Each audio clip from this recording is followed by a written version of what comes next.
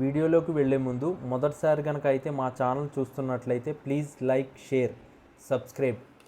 YCP అధినేత మాజీ ముఖ్యమంత్రి వైఎస్ జగన్ అరెస్ట్ మీద ఎప్పటికప్పుడు ప్రచారం సాగుతూనే ఉంటుంది. ఆయన్ని ఏదో ఒక కేసులో ఎక్కడో చూసి మరీ అరెస్ట్ చేస్తారు అని కూటమి ప్రభుత్వం అధికారంలోకి వచ్చిన దగ్గర నుంచి జరుగుతున్న అతిపెద్ద ప్రచారం. దీనికి కూడా ఒక బలమైన కారణం ఉంది. జగన్ అధికారంలో ఉన్నప్పుడు చంద్రబాబు అరెస్ట్ చేయించారు.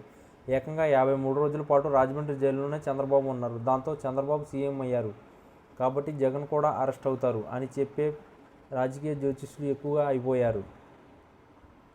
రాజకీయాల్లో అరెస్టులు అన్నవి శిక్షలుగా బయటకు కనిపించినా అవి ఎంతో సానుభూతిని తెచ్చిపెడతాయి. జైలు నుంచి బయటకు వచ్చిన వారు ఉన్నత స్థానాలకు చేరుకున్నారు తప్పించి కింద పడిపోలేదు. దీనికి దేశ రాజకీయ చరిత్రలో ఎన్నో ఉదాహరణలు. జగన్ కూడా గతంలో జైలుకు వెళ్ళారు. ఆ తర్వాత ఆయన రాజకీయంగా మరింత బలపడి 2019లో సీఎం అయిపోయారు.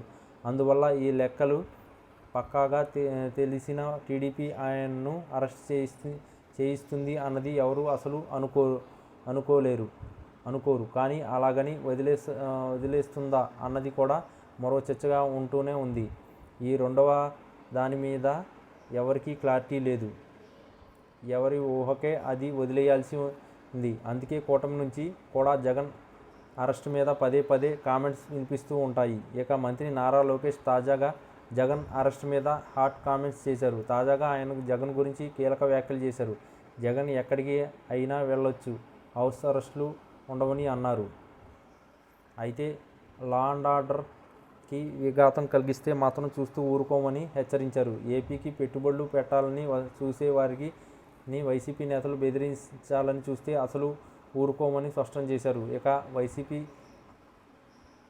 కులాల ప్రాంతాల మధ్య చిచ్చు పెట్టే పార్టీ అని లోకేష్ విమర్శించారు. జగన్కి ఒక ఎమ్మెల్యేగా అయినా బాధ్యత లేదా అని లోకేష్ ప్రశ్నించారు. ఆయన పులివెందుల నుంచి నెగ్గారు. కనీసం తన సొంత నియోజకవర్గ సమస్యల గురించి అయినా అసెంబ్లీలో చెప్పాలి కదా అని అన్నారు. వైసీపీ అధినేత జగన్ సభకు రావాల్సి ఉందనే లోకేష్ చెప్పారు. రావాల్సిందే. ఏది ఏమైనా తాము అభివృద్ధికే కట్టుబడి ఉన్నామని, అందువల్ల తాము ప్రజల కోసం, ప్రగతి కోసం ఆలోచిస్తామని, ఏపీ బ్రహ్మాండంగా అభివృద్ధి సాధించాలన్నదే తమ విధానం అని లోకేష్ అన్నారు.